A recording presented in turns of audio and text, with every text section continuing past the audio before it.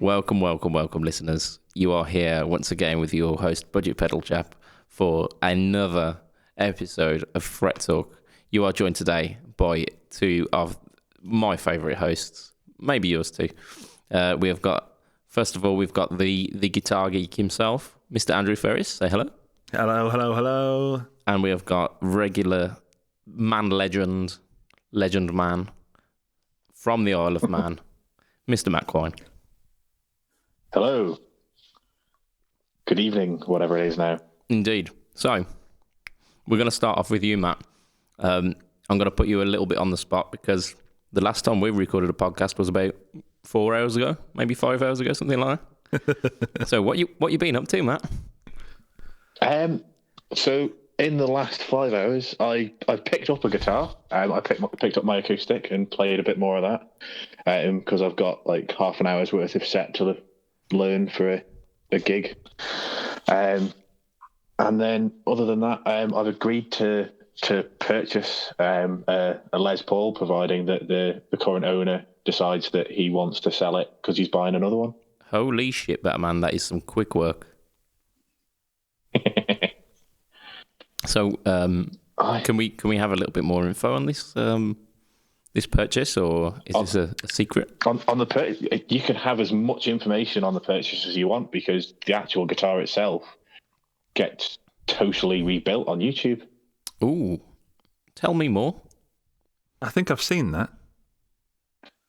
Are you sure? I've pretty sure I've seen that somewhere. One of those Badger people that plays guitar. And... I saw quite a few videos about sanding. So. Yep, and knife scraping. Indeed.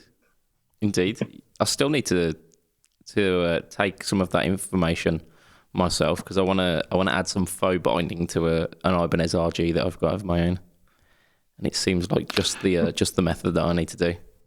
Oh yeah, you need to be careful though, 'cause I think that's a poly finish, and I was working with a nitro. Oh, I've given it away. It's me. It's my guitar. It is the Les Paul. It is the fabled Les Paul, isn't it? The Blue Studio from '95, I think. Indeed. With the ebony fretboard. Good year that was. 95. Like, was Toy Story out that year or something? Oh, but Windows 95 was out that year. That was a good year.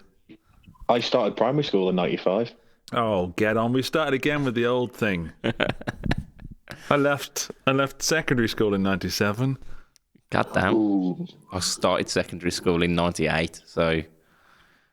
All right, so we're across the board here. Indeed. I mean, that's what this podcast is about, isn't it? It's about a breadth of knowledge from both young and both old, experienced and inexperienced. Mainly the old thing, though. Yeah, get it out your system. But yeah, Matt is provisionally buying the Les Paul Studio that I've featured heavily sanding on YouTube on the Guitar Geek channel, because I've found a Les Paul standard. May I take over the "What are you doing, Matt"? Is that all right if I jump in there? Yep, that's all I've done anyway. In the last 5 hours, spluffed his load quite quickly. I'm currently on a project to downsize because this is something I shouldn't say, but I own too many guitars. No. Yes. There's no such thing. No say such ain't thing. so. I can't. Because of the reason I have guitars, and that's genuinely for work and their tools. Yeah. I've been suffering from option paralysis. This is something we talked about in the last podcast, actually, which is yet to be released. But you will hear about my my bugbears with option paralysis. It's like I've got a fifth sense. I've barely got like two. But I'm sat in my studio now, and people ask me how many guitars I have, and I don't know the answer. And that's even the ones that aren't hidden cases. And sometimes I do open cases, and I find a guitar, and I'm like, oh my goodness, where did this come from? So I'm on what I'm calling Project Sell Everything That Isn't Nailed Down, including some of the things that are nailed down, including the nails. I mean, if you can get a good price for them, then It's worth a flip. Yeah, isn't well, it? it's coming up to Christmas, so Yeah. everyone needs Oh, a little stocking filler. I tell you, Christmas is hitting hard. It is. But there's snow outside. I mean, we mentioned that on last cast as well. It's still there. It hasn't gone in the 5 hours. Me. But yeah, I'm selling. What I'm doing, I'm trying to go from many budget to mid-level guitars Yeah. to several better guitars, and then a few sort of fun ones. Speaking of which, about a week or so back, you did an unboxing of an Epiphone SL. So Yeah, that's one of the budget ones. okay, so we're selling that one, yeah. No, I'm keeping that one at the moment because it's hopefully YouTube gold. Oh yeah, I mean it's bright yellow, so It is, but it's the closest to gold you can get without being gold, I suppose. But it is surprisingly good. that sounds like a question. It is. Well, I got it for £89, and with that came, excuse me, I got it from Andertons, Yeah, and they gave me a free accessory pack which was worth £40, which then suddenly one day was worth £29 on the website. I'm not sure what happened there. And they included a Stag cable with Reen plugs and a Fender clip-on tuner and an Andertons gig bag. All of that for the £89. There was no extra cost. that's pretty cool. I've since sold. Yeah, I've sold the tuner and the cable, and I sold that for about a tenner. So I'm already down to £79, That's pretty good. and I'm going to sell the case as well. So I'm hoping to get another tenner, which takes me down to 69, dudes. That's 69. Yep.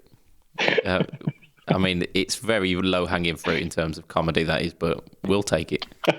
We Thank will you very take much. it.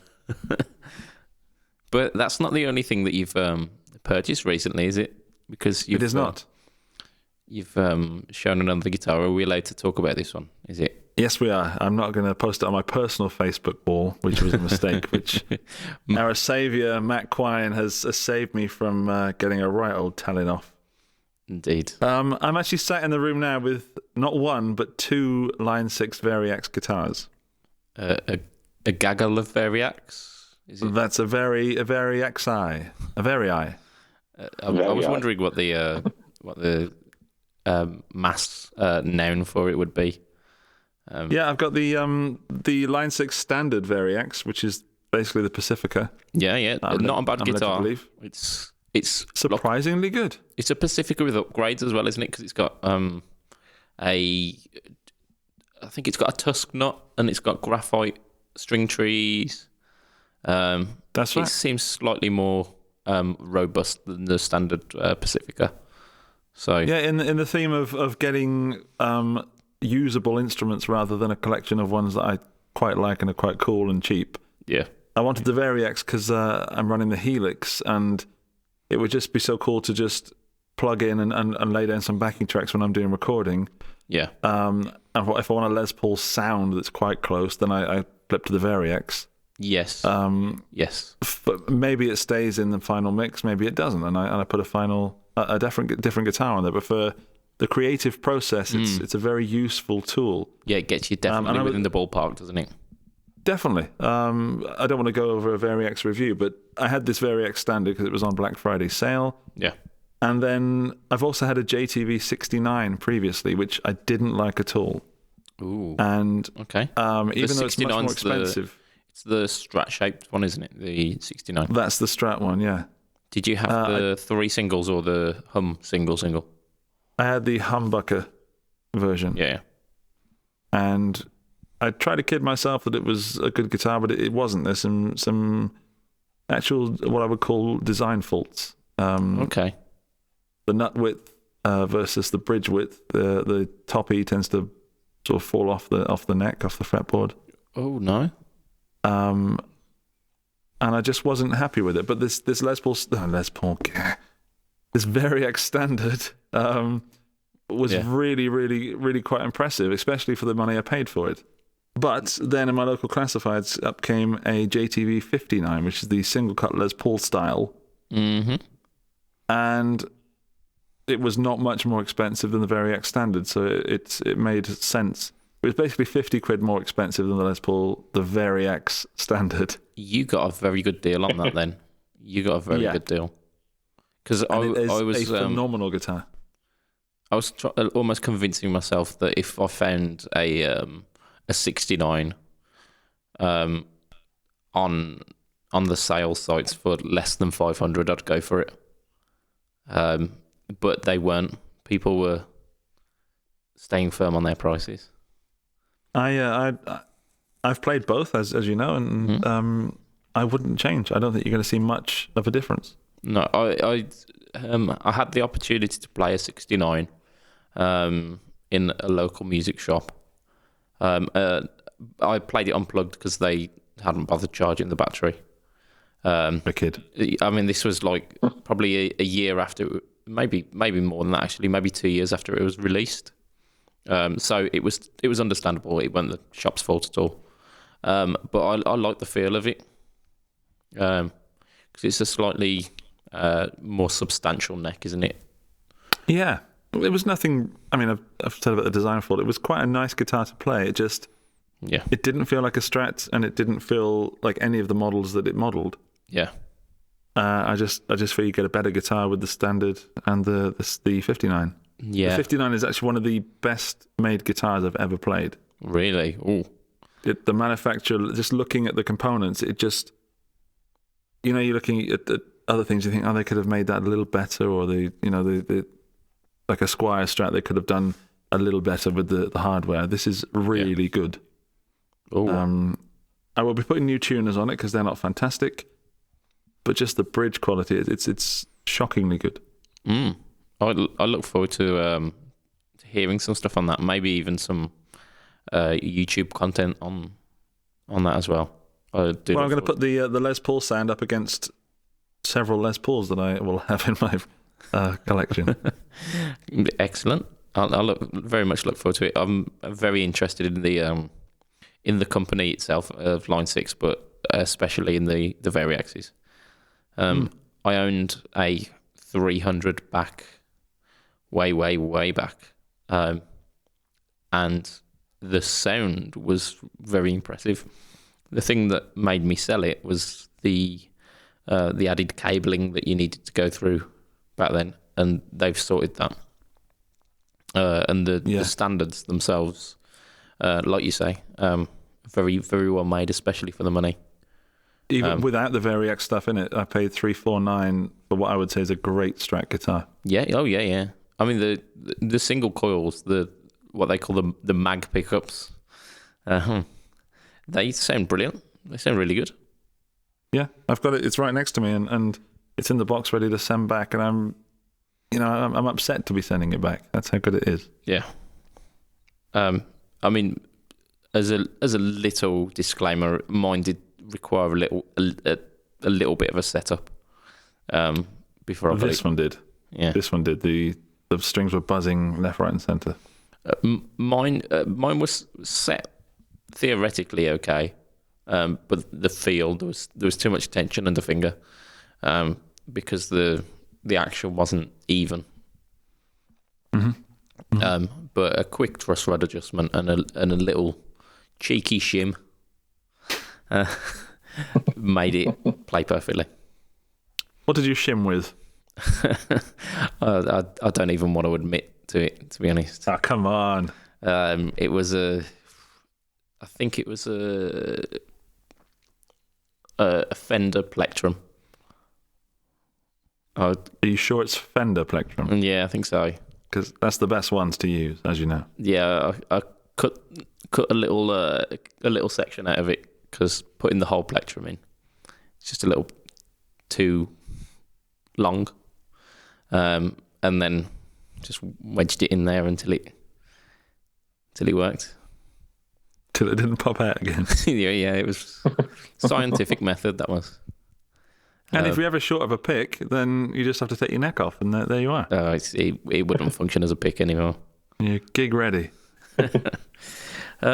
So I think we should move on before we continue just fellating the Variax software. We've lost all of our subscribers for talking about Line 6 in a positive way now. So. And the last podcast, I actually admitted that the Spider series weren't terrible. So, yeah. Okay. That's everybody gone now. Yeah, They're all gone. yeah. If they weren't gone already, they're gone now. So we can say what we want. I mean, Yes. Oh dear. So our kind of theme of this week is kind of home recording and computer-based guitaring. That's a wonderful robot impression that you are doing there, Mr. Ferris. Thank you. It's opportunity to dance. It did not translate very well to the listeners because unfortunately the microphone did not pick up the wonderful. Maybe I should... There we go. That's better. There you go. Good. Come on. Right, so,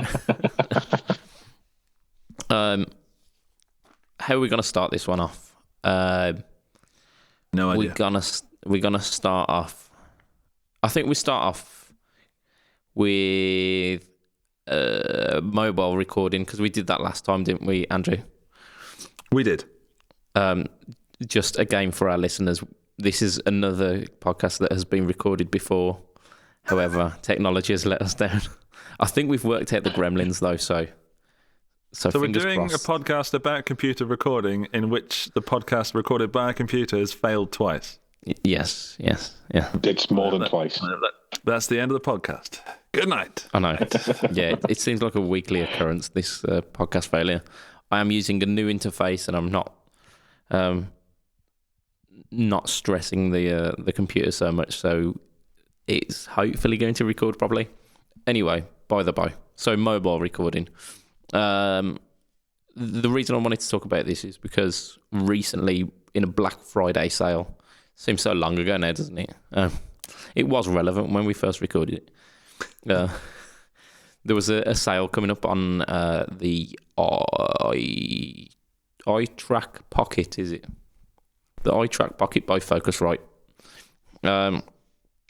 which is essentially a mobile phone dock, a passive dock, which plugs into the lightning connector of an iPhone, and has got two stereo microphones and a guitar input. Both myself and Gray Gra,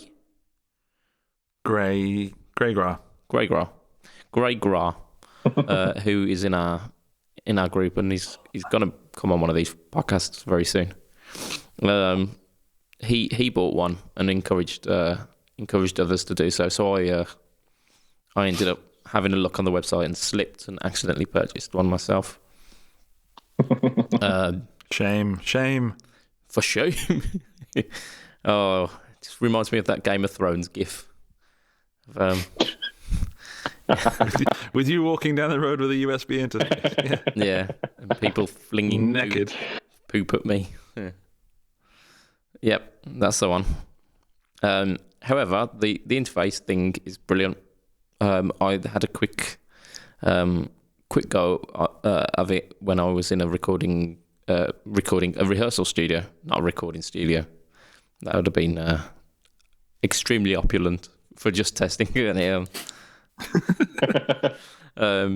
So I was in a rehearsal studio and I managed to whip out this iTrack and recorded some very quick audio, and the quality seemed absolutely brilliant. Those of you who follow my Instagram stuff and my Facebook stuff will know that I use a mobile a lot of the time with certain other things to record a lot of my demos. And the reason for doing so on the mobile and not doing it in a more professional way is because I'm lazy. No, it's because it's very, very convenient. It's quick, and it allows from the moment inspiration strikes to the moment you're recording to be very short. Hey, quality that was, wasn't it? That was a brilliant joke that I just told there, wasn't it? It really was. Keep your shirt on next time. Dear God, we're not going to get through any of these topics. No, Sorry. So, none of them. the kind of allure of mobile recording for me is that it's on the go. It's very convenient. It's always in the pocket and it's available. The iTrack Pocket seems like a great thing for that. But I've also used the iRig Pre, which is like a single XLR input for it goes like inserts into the jack socket, and I've used that with the SM57 that I'm holding in my hand right now to record pretty good quality close mic'd examples of guitar pedals and whatever I've been doing. So, I mean, that's what I've got to say on mobile recording. Have either of you delved into mobile recording, or do either of you use mobile recording, or? I've done some very basic stuff. So about 3 years ago, I got myself the Line 6 Sonic port.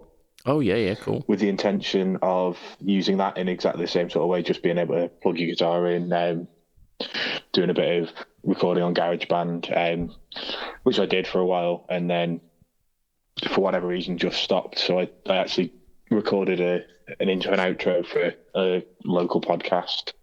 Oh, that's pretty cool. That was going at the time. But other than that, I didn't really do much with it. I then proceeded to lose it, as I do with a lot of things. So this year, the Sonic port's much easier to lose than say, for example, the Amplify footboard, which I've managed to lose. Maybe it's something with Line 6 products; they disappear after a certain while. Yeah, they have a expiry date. Yeah, they get up and walk if you don't use them very often. Yeah.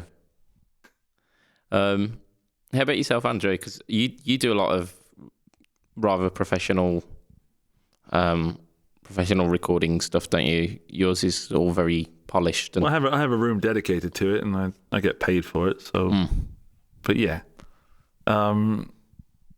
Regarding mobile recording, I've used one of the iRigs, the original iRig, into an iPhone 4 at the time with Amplitube, and I was just too lazy to keep plugging the cable in and out and charge my phone. It was the whole charging the phone, and it was always at the end of the day when I had time to sit down with this, and my phone's on 15%. Well, I won't be doing that tonight. Yeah. Oh, was the original one did that not plug into the headphone socket? It did, yeah, but my phone was still... But you had to have that and then along with the cable, yeah, and I'll get you. Yeah, so, but nothing wrong with the product, just my sheer laziness. No, to be honest, I've found exactly the same, because I've managed to pick up one of the old iRig. It's just like a 1/4 inch to a 3.5mm jack connector, isn't it? Yeah, I've got it right here. It's still sitting in the drawer gathering dust. But I think that for me, there's some really quality options out there, including the ones you've mentioned so far. Yeah. The only problem for me with mobile recording is that ever-decreasing battery life. Yeah, yes. And then when you plug... I do some of my videos with my phone, and the problem I have with recording is that as soon as I plug it in to charge at the same time that I'm recording, you get the hum, you get the noise interference from the charging cable. Oh, this high-pitched, either a low hum or a high-pitched wee. Yeah. I can't say that I've noticed that myself, and I've done some recording with when it's been plugged in, but maybe I don't do it as often as I don't know. It's easy to remove, but it's knowing that it's there is annoying. Yeah. But that's just been rather negative. I think it's an amazing opportunity what people have available to them these days. It's phenomenal. It's amazing to think, because when I first started kind of home recording, it required quite a bulky setup. It was laptop interface, many cables, microphones and whatnot. And now it can be as simple as a little cable and your own mobile phone, which you carry around with you anyway. And you could... Yeah, it's... Yeah. The first recordings I did outside of a studio were in the 90s when I was a teenager. When you guys were yet to be born, probably. Oh, I was around in the 90s, just about. It was...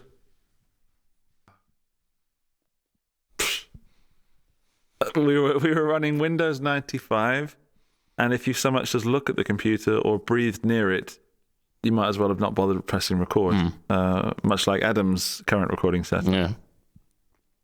But we could record like one track at a time. We had to... Our drummer was also a little bit of a nutter, is probably the right term. And instead of recording his drums, he sampled his drums and then played them using the keyboard. Which we argued heavily against. To this day, I still don't know, and he's since married my cousin, so one day I'll get to ask him. Wonderful. But I mean, yeah, I'm from one of those places. By cousin, I mean sister. Sister and cousin, they're interchangeable words. Sister mum. Sister mum, cousin. Sister mum is what we call her. Sister mum, cousin, bride. But now I've progressed to building my own Hackintosh and running Windows when I need it, and the Mac software most of the time, 95% of the time. Yeah. And I'm still really lazy. So I just love to, again, as you've said, when the idea hits you, you need to be near it, and you need to be able to press a few buttons and it to be reliable. That's where I got that really big laugh earlier, wasn't it? That was an extremely large laugh. Yeah, it was really fun. Actually, it was more of a girlish giggle on my part, but it was not the laugh of a man. But that's why I'm now running a Line 6 Helix as an interface. There you are. And tell me more. And yes, I am. Tell you more. What should I tell you? Well, how does it feel as a guitarist?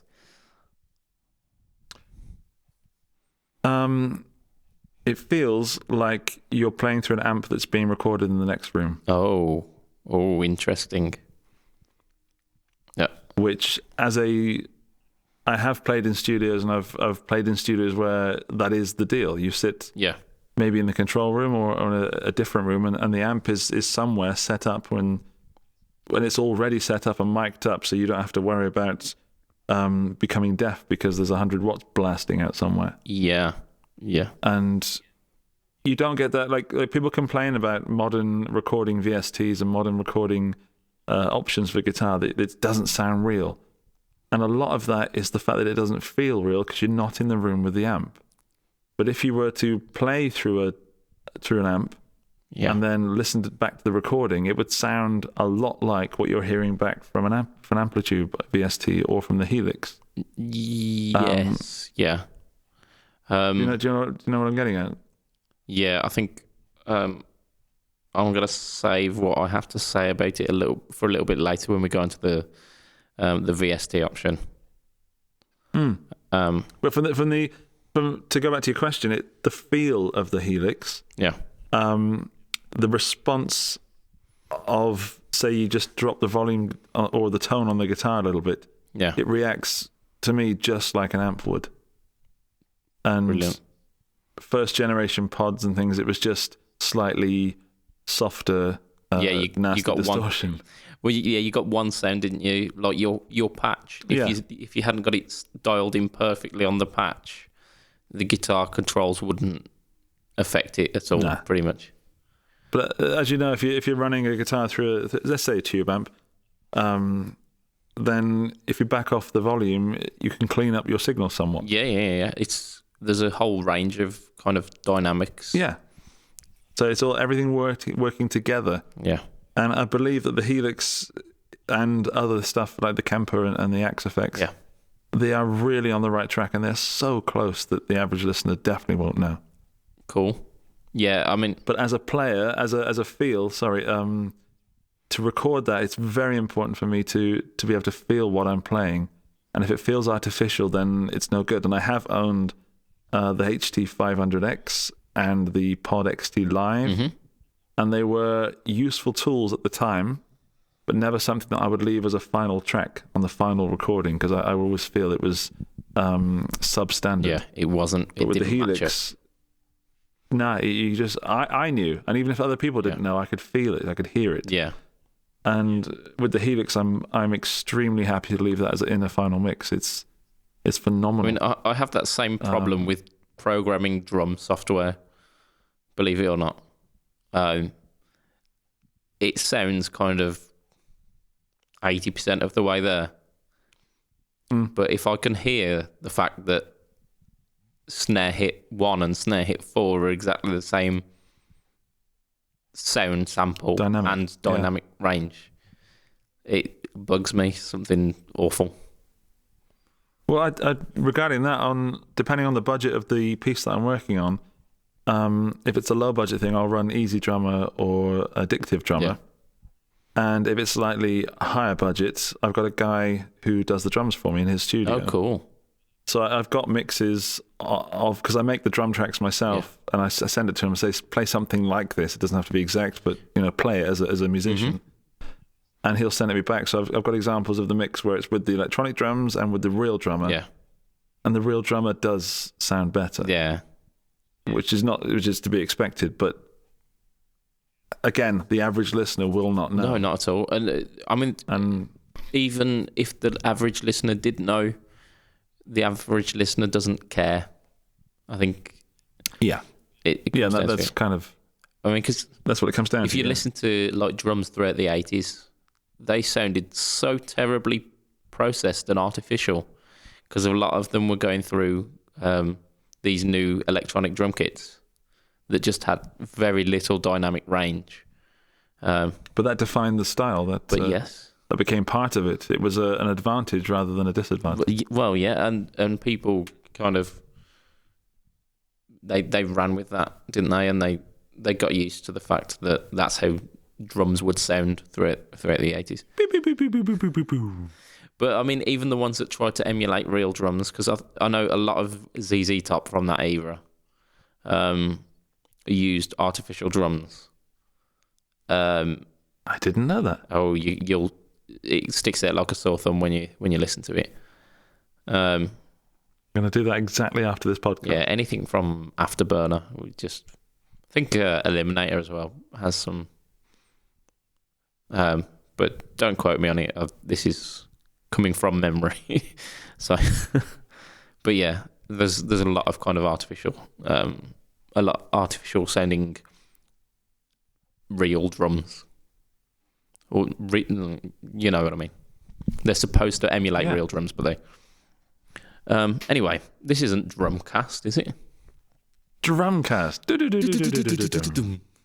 Yeah. So more about this Helix. Can you give us a kind of a basic overview for those people who don't really know what it's about and haven't heard any information on the Helix? Kind of sell it to us. Yeah. As with any gear that I buy, including guitars, there's several sort of boxes it needs to tick.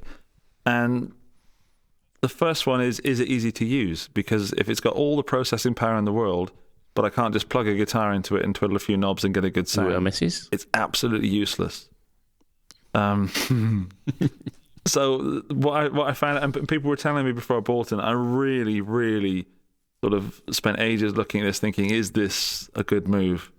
And I went from several tube amps to just the Helix. And that's how good it is, I suppose, as an endorsement. Yeah. You plug in and the presets are actually really good. Yeah. Not the ones where they're claiming to be a certain song, like Message in a Wine Bottle or something like that, or something that's not quite the name of the song, or Sweet Children of Mine, or whatever they're called. Yeah. they're pretty terrible because they rely on other things rather than just the modeling. But just the presets of amp examples are great, and then when you delve into your own stuff, it's even better. Yeah. The other thing is as I've said, the realness, the feel. Yeah. If you just think, there's a tad too much gain on that, I just back off the guitar or something. And I actually was so shocked when I did that, and it responded. Yeah. Because like we say, we've each and every one of us have grown up with the kind of early stages of modeling amplifiers. Yeah. And modeling technology. Well, I used the original pod on my first real studio recording. Also way back in the 90s, and we didn't really care so much about realism back then. It was like, look how many things this can do. Yeah. And yeah, it was overused and probably praised too much. But as a step forward, it was shocking back in those days. Yeah. But back to the Helix, it's really good. Yeah. It's just simply really good. And I probably should. I've also tried a Kemper, and that's also really good. Yeah. Our good friend Ollie Miles has got a Kemper, and he comes on and sings its praises. Yeah, it's all about applying your tools and the best tool for the job. Yeah. But what I will say is I'll happily plug into the Helix and record and just rehearse when my daughter's asleep and not wanting to make too much noise. Yeah, so it can work as a one-stop shop for recording, but also for practice and rehearsal and even live gigging.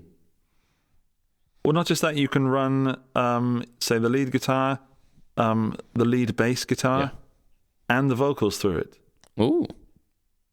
So it's got a mic input as well. Yeah. And in theory, what you could do is run your guitar into it, run that through all your effects and preamp, run that then through a 4x12 cab, mic that, and mic that back into the Helix, and then use that as an audio interface into your computer. That's wow, pretty impressive. Yeah. I mean, you could just use the modeled 4x12, but if you really wanted to... if you've got if you'd bought a Mesa 412 or something that you really love the sound of, and you just had to have that on your record.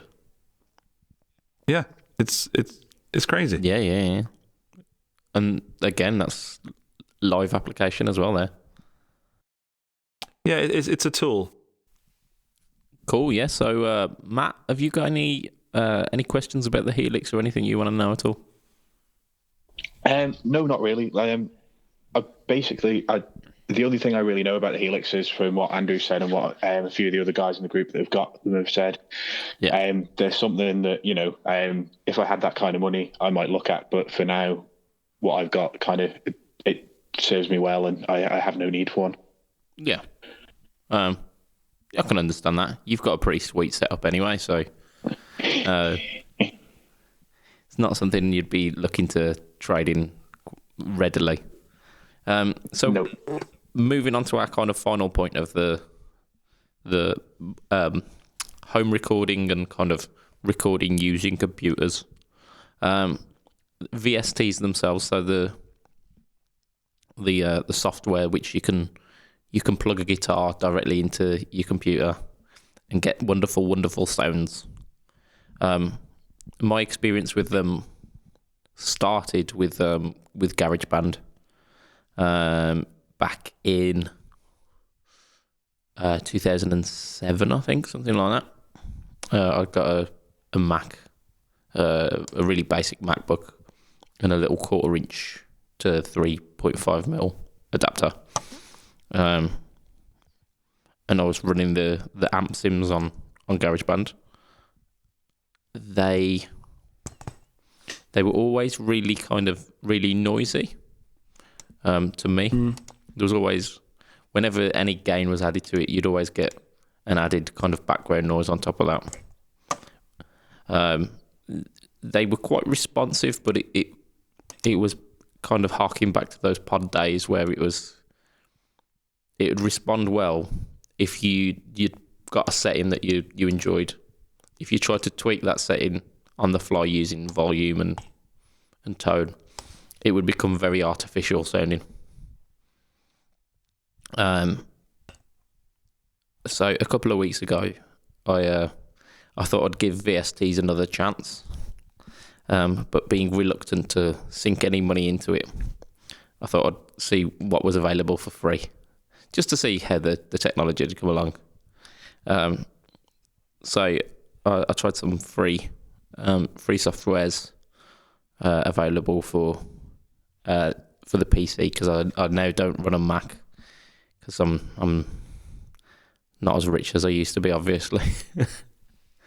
But they were fine. I found the thing that struck me with these was the feel again, was that artificial feel. And no matter what I tried, I couldn't shake that kind of voice in the back of my head telling me that what I was playing wasn't a real thing. And it was all down to my fingers telling me that. Because what I was playing, it sounded okay, but it didn't quite feel okay. Granted, there are a lot of people that are growing up with this, though, isn't there? Yeah, definitely. And for them, and it's not belittling them in any way, but if that's all they know, like bedroom players rehearsing with Amplitube or any free stuff in their room, yeah, they're not going to know this feel of a real amp. Of course, and they're not going to have that problem. But as a player that's grown up through those sort of different grades of paycheck, of affording different grades of gear, yeah, there is a severe lack of feel and realism from most VSTs. Yeah. And for me, as a guitar player, it turns me off straight away as soon as I can tell it's a VST. Yeah. That being said, though, a couple of years back, probably 3 or 4 years back now, I did a little recording session with a friend of mine.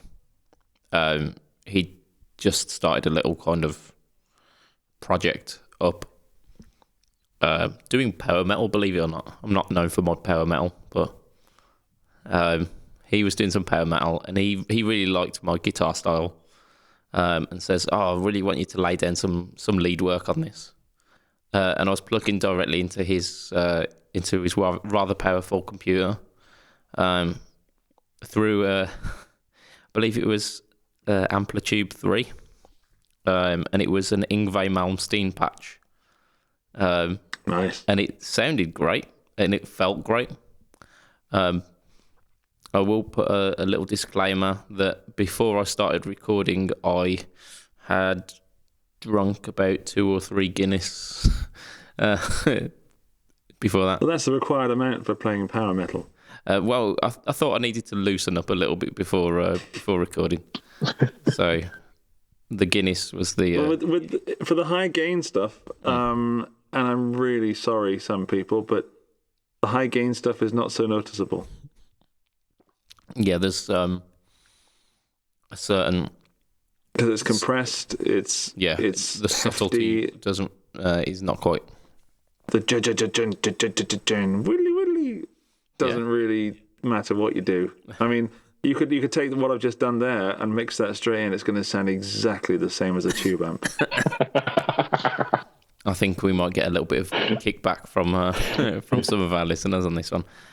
Yeah, but I know what you're saying in terms of like it's very heavily compressed, and it's almost a heavily processed sound with metal guitar, which is easier to emulate than the nuances of a tube amp on kind of the edge of breakup. Yeah, because like you say, with the feel of that, if you pick lightly, you get a perfectly pristine, clean sound. Whereas if you dig in, you're getting that kind of grit and that gnarliness behind the note. It's the subtleties, isn't it? It's those little subtle things. Yeah, and that I can't say that I've found with VSTs as of yet. I don't know about yourself, Andrew. You might have. I mean, because you use Logic, don't you? A lot of the time. I'm a Logic user, which has got so much built-in stuff, and so many built-in effects and guitar options. And for my job as well, you don't really need much more than it offers. Yeah. And if I was truly a professional, I would just be using Logic. Yeah. Because there are many people who are earning much more money than me, spending far less money than me, just using Logic. But part of the fun is spending the money, isn't it? It is part of the fun, yeah. Justifying, I do need this this extra thing. It's for that's the the job. reason I started a YouTube channel, as you know. Yeah. Well, if I buy this, I can review it on YouTube. That's it, yeah. But yeah, any of those DAWs out there at the moment, but Logic particularly has so much built-in stuff Yeah. that in a final mix, and I've actually listened to one of my favourite sort of independent musicians is a guy called Brightener. Well, that's the project name. And I got in contact with him and I said, well, how did you get this guitar sound? How did you do this? And it's a surfy sort of music. Okay.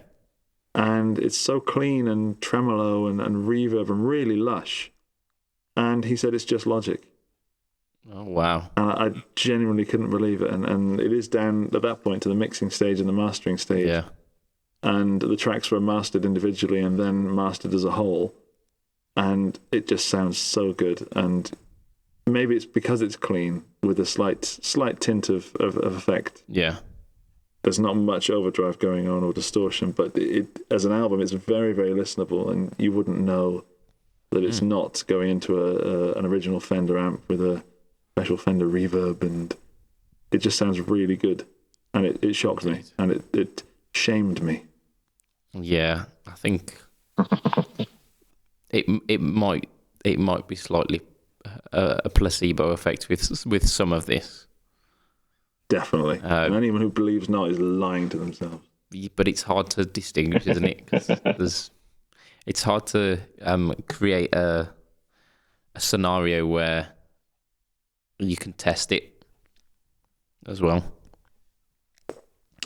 Well, the guitar market is so varied, and no one is ever going to say, well, I'm happy now. I don't need to buy anything more. No more guitars. Yeah. I mean, there's that phrase, isn't there?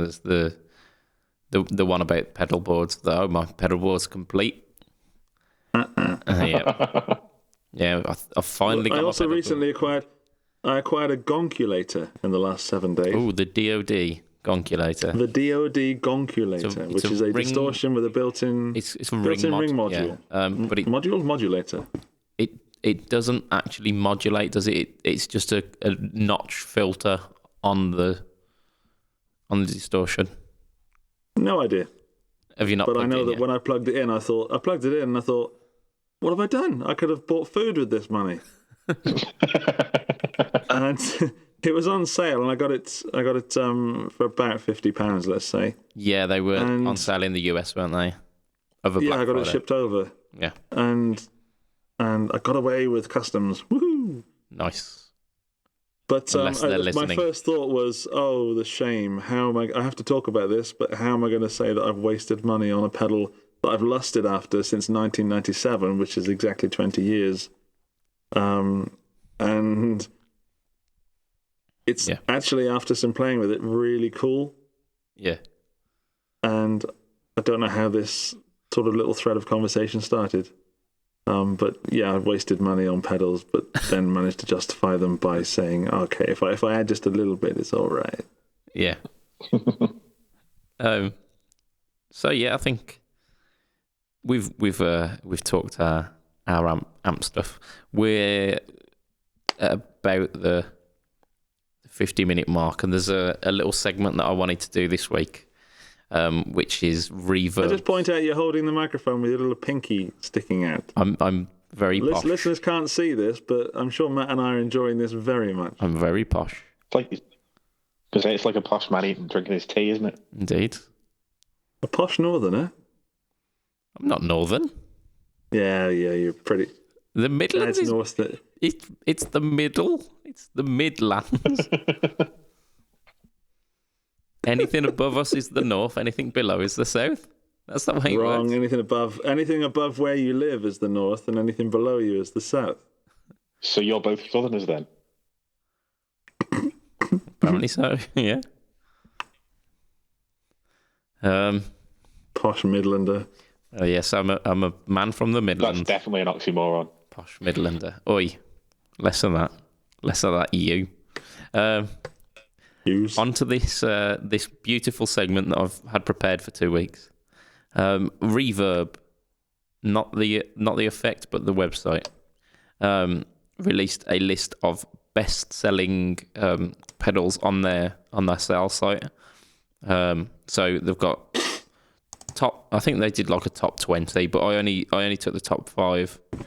So I've got overall, and I've got their new for 2017. So we're going to do a little bit of a guesswork one here. So we start off with Andrew.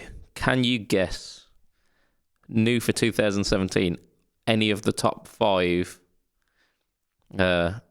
pedals for sale on Reverb? No, I can't. I'm going to go for. Can I sort of work my way towards the answer? Go for it. TC Electronic.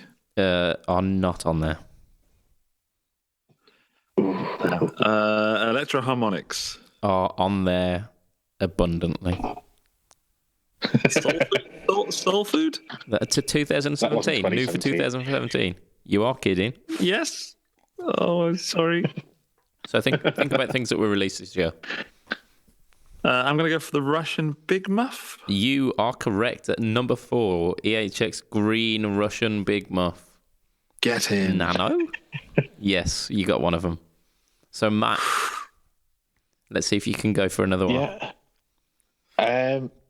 How about the Electro Harmonics Blurst? The Blurst does not feature in any list ever, unfortunately. Oh dear. Not even for Oh dear. the best portmanteau based pedal between the words blue and worst. It doesn't even feature on that one. Oh, I know. I'm going to go for the what's it called? The Electro Harmonics. Yes. Got that bit right so far. Canyon. Which Yes. Good man. Number 1 is the AHX. Number 1. Yeah, number 1 is AHX Canyon. Get in. And the other 3, I don't think you'd get even if I gave you a list. So, in at number 2. So, sorry, I'll go through them all. So, number 1 was the AHX Canyon, the Canyonero. Number 2 was the Chase Bliss Brothers. So the MIDI controlled analog overdrive. It's like a digital controlled analog overdrive. That's beyond me. The third one was a company called Jext. Never heard of it. It's the Teles White or something like that. That's not a real pedal. No, I think someone had a stroke. That's a typing. rebranded Behringer, definitely. Number 4 was the Green Russian. Yes. And number 5 was the Digitech Freak Out. I have that pedal. Oh, do you? Yeah, it's awesome. Cool. So you own... It's one of the most fun things. I have 2 of the top 5. You do, of the new 2007. Right, so... I'm contemporary. So, they've also released a top 5 of overall sales ever on their website. So this is top 5 best-selling pedals. And every one of these... is a Boss. It just says Boss Katana, yeah. It's not even a pedal. No, you should be able to get at least one of these. So Boss DS1. Boss, Hall of Fame. Hall of Fame is on there, yes. Well done, and that's number 1. Oh, sorry, number 2. No, number what? Number 2. The Big Muff? TC Flashback. The Flashback is not on the top 5. I believe it was like 6 or 7. So you will have just missed out on it. I said the Big Muff. Am I going to go? Am I anywhere near? The Big Muff's not there. There is only one EHX, and it's not one of their drive. What is it? That's the point of what you're supposed to do now. I don't think you've got the rules of this game, Andrew. Is it the that one? Small Stone. Small Stone. That's actually the one I was looking for. No. Okay, let's go for it. Small Stone, Big Muff, Holy Grail. Holy Grail, yes. Well done. Holy Grail. Really? Yeah. Holy Grail is number 5. So out of the 5, you've got 2, and you've got number 5. So one is, and they're both reverb pedals. no. Number 3 is a delay pedal. Number 4 is a, I think it's a booster. Is it the carbon copy? Number 3. 3 is the carbon copy. Well done. Yep. Number 4 is a kind of booster or compressor, I think.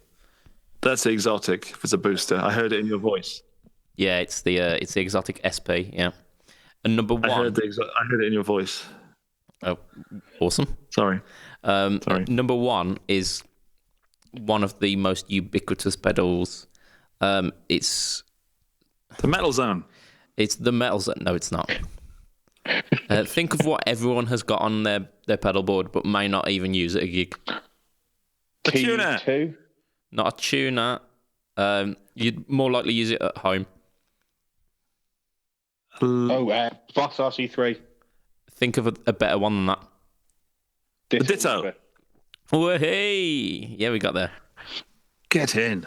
So, the top 5. So we got the Ditto, we got the Hoff, the Hasselhoff, the Carbon Copy, the Exotic SP, and the EHX Holy Grail. I didn't do the top 10 because I thought top 10 would just absolutely kill it, but that was fun. I thought I take competitions very seriously. I've changed gear all of a sudden. Yeah, you're in I need a moment. So yeah, that was pretty cool, and the fact that you managed to get a fair few of them. Do you agree with them though? So what were they again? So we'll go through. So Ditto number 1. I think we can all agree that loopers as a general thing are important. Definitely. Yeah. Number 2 is Hoff, the Hall of Fame. Never owned one, but only heard good things. So this is, I've got a big one and a little one, so I love the Hoff. Hey, check you out. Lucky lady. I've only got one of those. Yeah. Unfortunately, yeah, mine's the 1 knob version.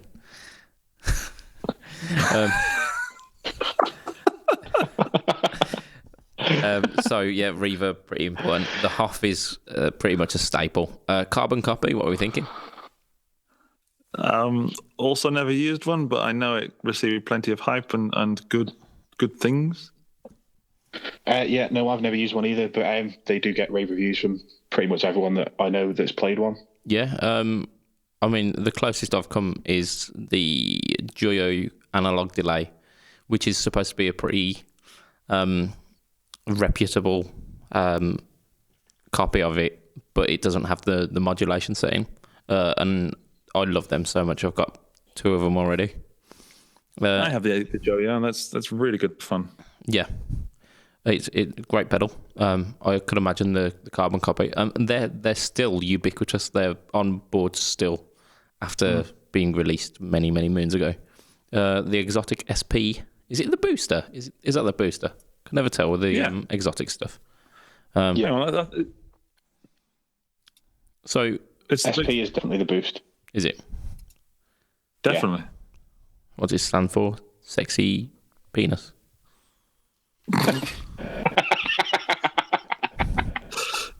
Yes, that's what it stands for.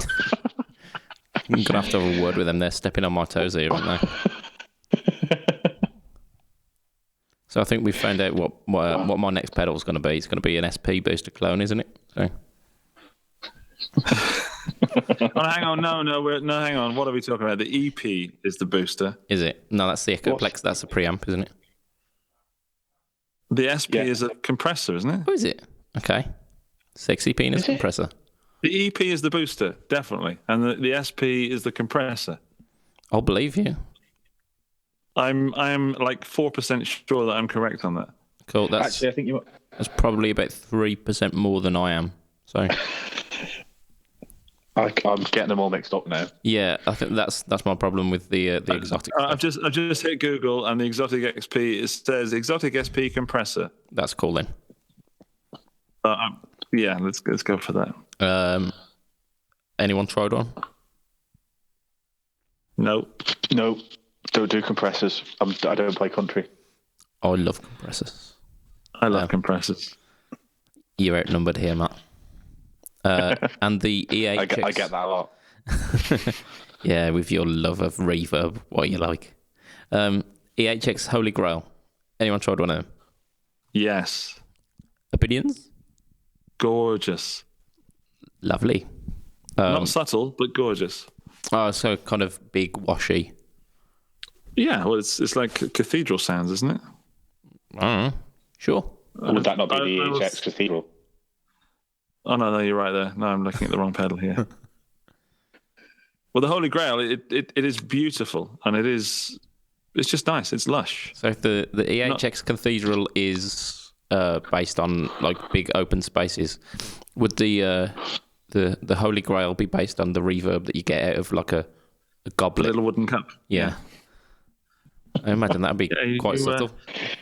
Well, you chose wisely there. So yeah, I mean, is there anything you'd switch out on there for perhaps something? Forever? Is this a forever list? If you had a top 5, what would you switch out on there? I would add in the Big Muff, Okay.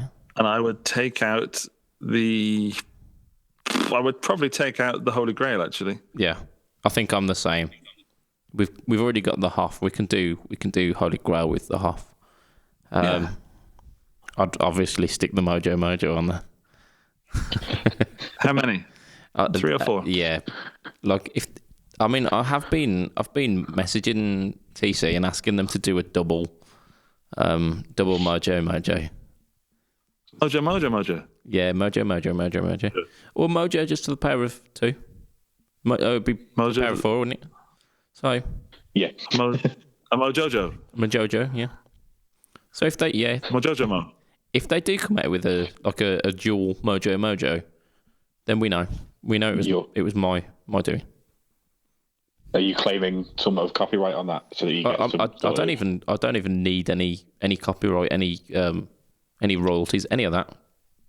I'll Nah, just people just know. It's just the knowing.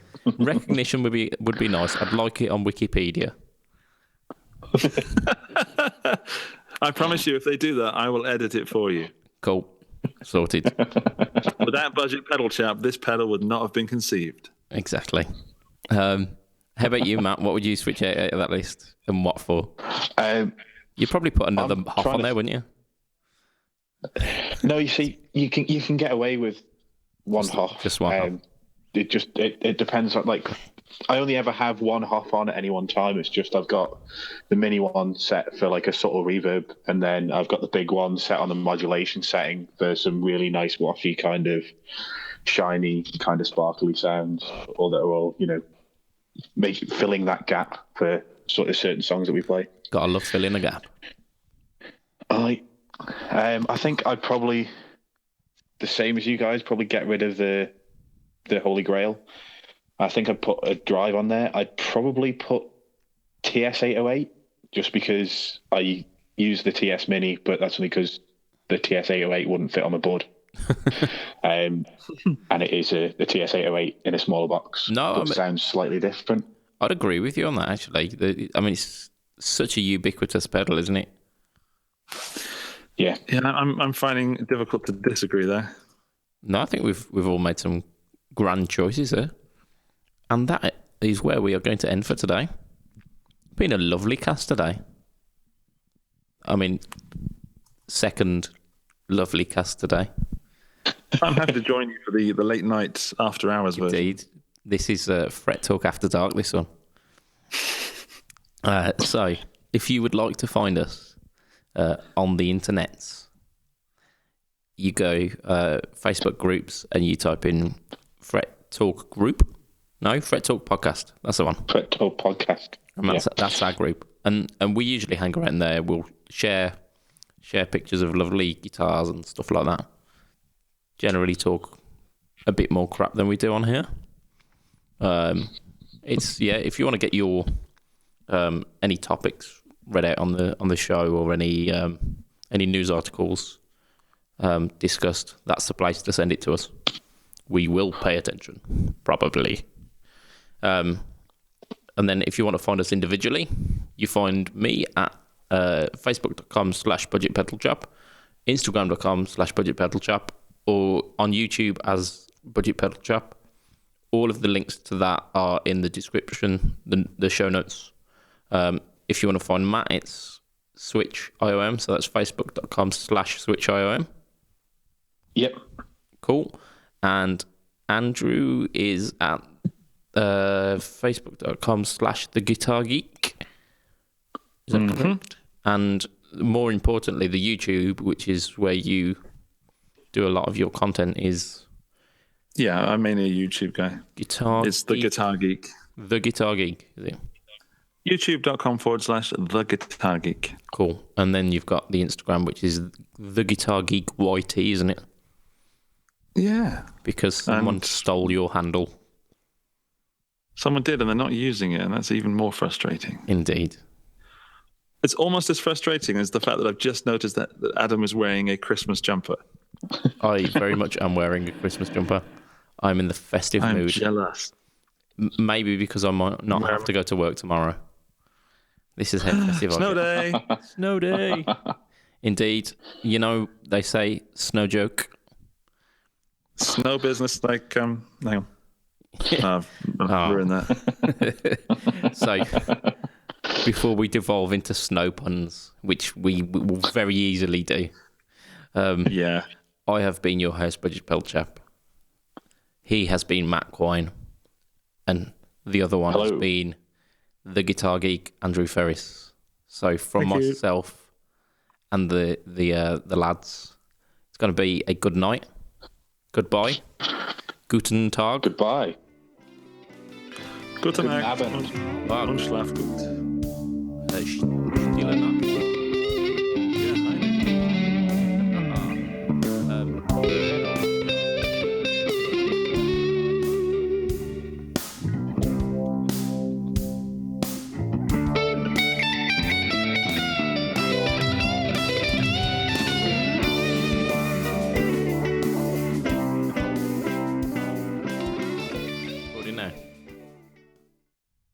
Yes, I am currently recording. Me too. Welcome. Oh. Sorry, I didn't realize you were actually starting. Normally you say we're going to start now. Yeah, I was just we're gonna singing start now, yeah. The intro. Sorry. I mean, you can sing the intro if you want. No, no, no, no, no, no, no, no.